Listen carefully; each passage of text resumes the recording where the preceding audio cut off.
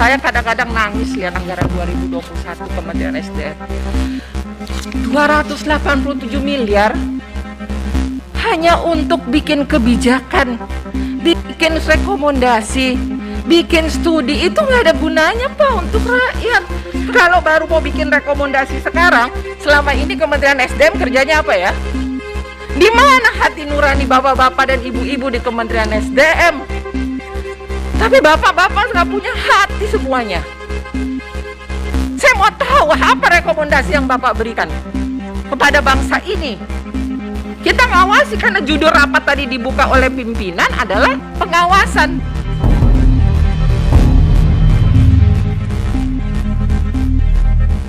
Menteri ESDM Arifin Tasrif dan Komisi 7 DPR menggelar rapat kerja membahas strategis program kerja Kementerian ESDM tahun 2021 serta evaluasi kinerja Kementerian ESDM tahun 2020. Dalam rapat kerja Komisi 7 DPR diwarnai beberapa kritis dari anggota Dewan Komisi 7 DPR. Salah satunya kritis dari fraksi PAN Andi Yuliani Paris. Sebenarnya saya ingin Dirjen EBTKE yang baru yang mana ya Pak? Oh ya, tadi saya nggak tahu apakah sudah diperkenalkan. Ini penggantinya Pak Toto yang sudah pensiun. Pertama Pak, tadi Pak Nasir dan teman-teman komplain banyak soal konverter. Saya sebenarnya sudah mengingatkan pada waktu pembahasan anggaran sebelumnya bahwa tolong ketika meminta data untuk konverter nelayan, pompa untuk petani, itu melibatkan anggota Komisi 7. Dan ternyata walaupun kami sudah berkali-kali berbicara di sini, tetap Kementerian SDM menulis surat kepada Bupati. Jadi seperti kata Pak Nasir, ya kita kayak yang ngemis-ngemis. Ya kan? Kemudian anehnya lagi Pak, saya minta nanti, Bapak harusnya di Kementerian Bapak itu bikin sosialisasi 4 pilar lah, tahu tentang Undang-Undang Dasar. Kenapa? Ya, kenapa? Masa ada staf Bapak mengatakan, oh saya kira anggota DPR itu sejajar dengan Bupati. Sebab oke Bu, nanti saya akan ngomong di Bapak Menteri, Pak Bu, bahwa perlu sosialisasi Undang-Undang Dasar. Supaya tahu DPR itu kedudukannya apa. Masa DPR sejajar sama Bupati? Kami ini sejajar sama Presiden. Ketua DPR itu bukan sejajar sama Presiden, seluruh anggota DPR itu sejajar dengan Presiden. Karena Ketua DPR itu hanya speaker. Kalau di luar negeri itu dia speaker, juru bicara kami, bukan atasan kami. Ya, jadi kami semua sejajar, mau anggota, mau ketua, sejajar dengan DPR. Itu menurut Undang-Undang Dasar. Jadi saya minta, saya waktu tahun 2006 saya pernah sosialisasi 4 pilar di Kementerian SDM. Perlu sosialisasi supaya tahu kami ini posisinya di mana. Bukan sejajar sama Bupati. Kedua Pak, perlu untuk PJUTS ya. Ini agak merepotkan. Karena berkali-kali kita harus meminta surat kepada Bupati. Kalau Bupati warnanya sama, kalau nggak sama, ya saya alhamdulillah berhasil semua sih, ya cuma dengan segala pengorbanan jungkir baliknya saya, dengan Bupati-Bupati di dapil saya, dari 9 kabupaten kota, hanya 1 kabupaten kota yang Bupati, 2 kabupaten kota Bupatinya warnanya sama saya, 7 tidak. Ya, nah, ya, artinya kita juga jumpalitan ya harusnya bagaimana lah. Saya nggak tahu, ini perlu ya pimpinan, kita serius loh soal ini menyikapinya, apakah kita masuk dalam kesimpulan rapat. Kedua, di sini ada anggaran tentang jaringan pemantauan air tanah berbasis cekungan air tanah, 11, CAT di sini tulisannya. Saya nggak tahu, ini salah satu saya beberapa waktu rapat internal saya minta ini didorong, walaupun memang karena adanya undang-undang sumber daya air itu kembali di Kementerian PUPR, saya minta salah satu kesimpulan rapat kita mendorong Kementerian SDM istilahnya berkoordinasi dengan Kementerian PUPR untuk bisa, mungkin judulnya tidak mengakomodasi ya, tapi berkoordinasi lah, sehingga titik-titik yang sebenarnya anggota Komisi 7 tahu perlu air, itu bisa diakomodasikan, ya. Memang yang membangun Kementerian PUPR, tapi dengan rapat koordinasi itu kita dorong. Ini salah satu kesimpulan yang saya minta. Kemudian, ya, untuk ini tentang Pak Menteri, nanti saya akan serahkan kepada Bapak. Saya kadang-kadang nangis lihat anggaran 2021 Kementerian SDM. 287 miliar hanya untuk bikin kebijakan, bikin rekomendasi, bikin studi, itu nggak ada gunanya Pak untuk rakyat. Karena saya pernah minta di ruangan ini, mana hasil studi yang tahun-tahun sebelumnya. Saya kan di Komisi 7 dulu, saya bandingkan, saya bongkar kemarin file, saya jajarin semua. Itu redahan dan berulang-ulang.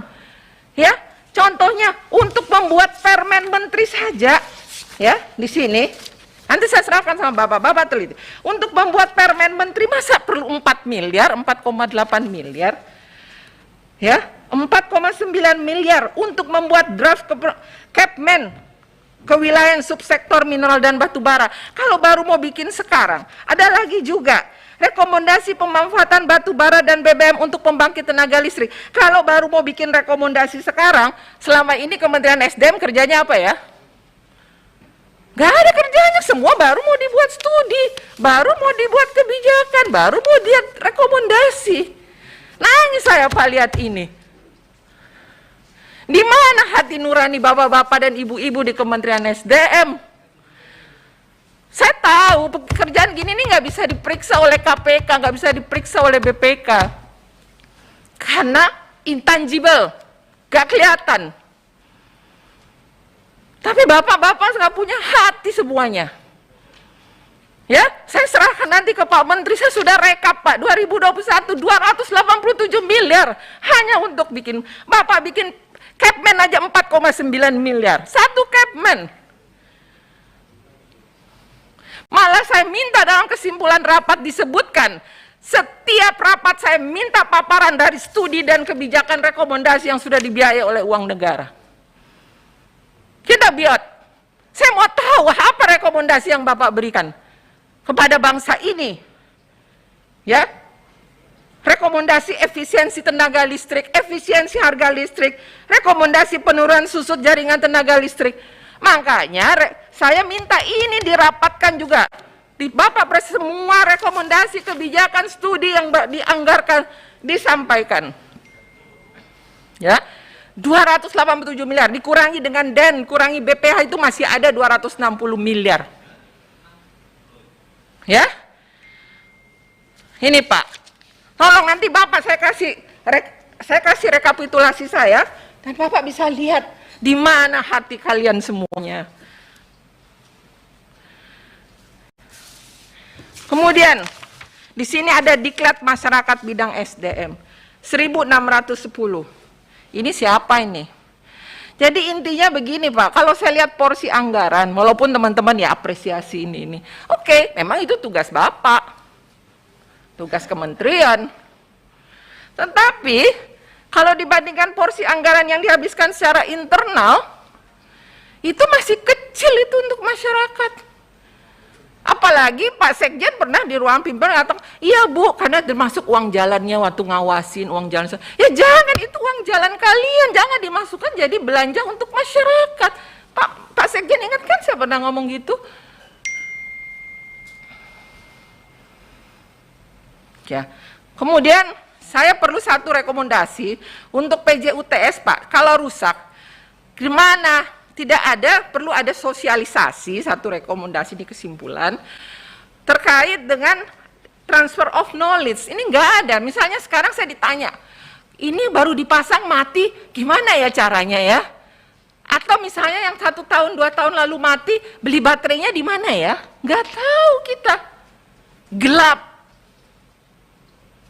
Perlu ada satu, jadi sosialisasi tentang apa ya, transfer of knowledge apa ya bahasa Indonesianya ya, untuk untuk alih teknologi ya ke masyarakat. Ya.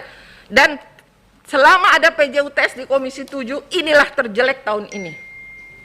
PTLN ini terjelek. Ya, orang-orang yang kerja di dapil saya ini banyak yang belum dibayar oleh PTLN. Yang kerja tuh masyarakat. Alhamdulillah jadi. Kemudian harus ada akomodasinya juga Pak, ketika survei PTLN nggak punya orang, saya yang bayarin orang saya untuk temenin orang PTLN. Nih saya transferin duit nih, kamu temenin nih, pergi kasih tahu titik-titiknya. Yang nggak siap. Kalaupun mau pakai vendor nanti, kita bisa tahu vendor di dapil kita orang yang berkualitas tuh vendornya apa, siapa. Bukan vendor yang nggak punya uang, nggak punya gudang, akhirnya terlambat pekerjaan. Saya suka PJUTS ini. Kalau soal kuburan nggak apa-apa Pak, itu masyarakat juga suka ke kuburan. Banyak yang mau dimakamkan malam hari. Kemudian, ya, jadi diklat masyarakat kalau bisa untuk dapil, ya. Kemudian satu kesimpulan, dorong juga untuk koordinasi antara Badan Geologi dengan PUPR. Kemudian rekomendasi juga sosialisasi tentang alih teknologi, ya, dari persiapan sampai alih teknologi untuk PJUTS, ya, PJUTS, ya, konverter, pompa.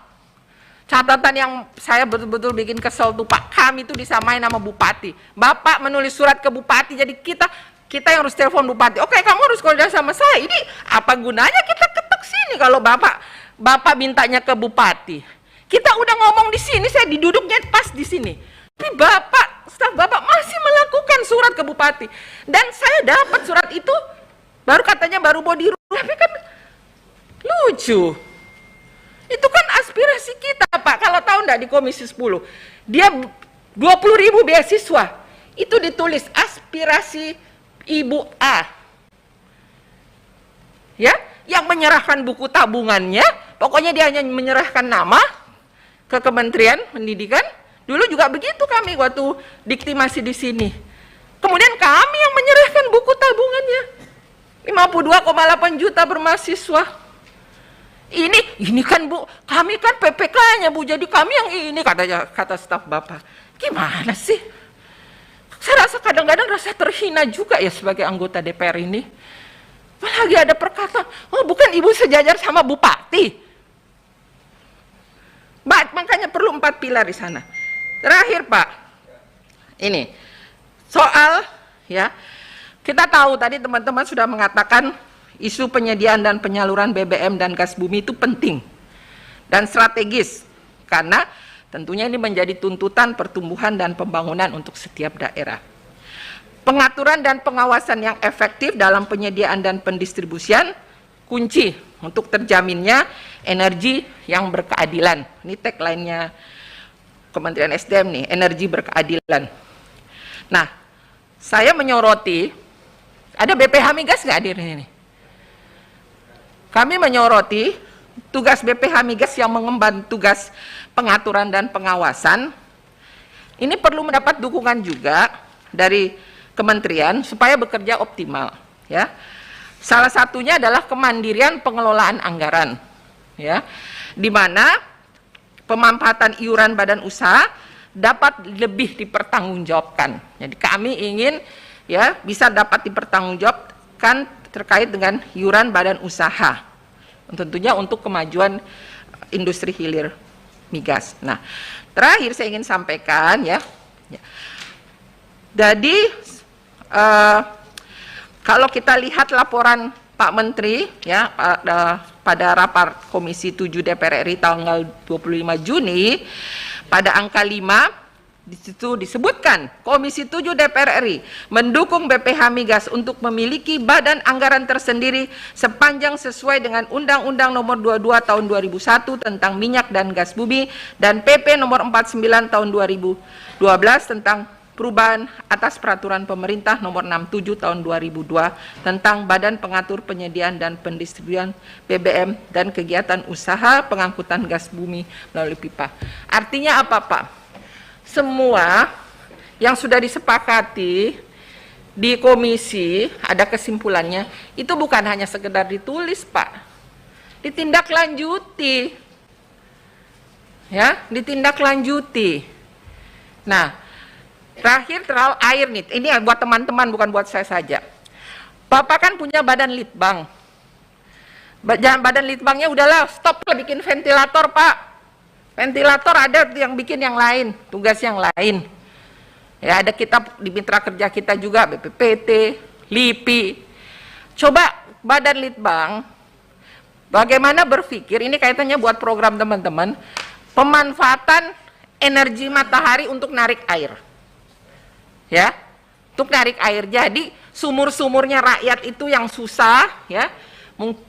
Jadi Bapak bikin sumur, nggak usah yang kedalaman 150 meter, sumur yang 70 meter, terus kemudian kita aplikasikan energi matahari. Ya, karena program andalan teman-teman di Komisi 7 salah satunya termasuk di dapilnya Pak Edi, para pimpinan, ya termasuk saya, itu adalah sumur bor. Ya, kekeringan itu melanda. Coba, jadi coba Bapak bedah lagi anggarannya Litbang, itu kalau bisa yang berguna untuk masyarakat lah. Ya, begitu juga anggarannya BPSDM, ya, sumber daya manusia, itu juga tadinya saya pikir ada beasiswa, ternyata tidak.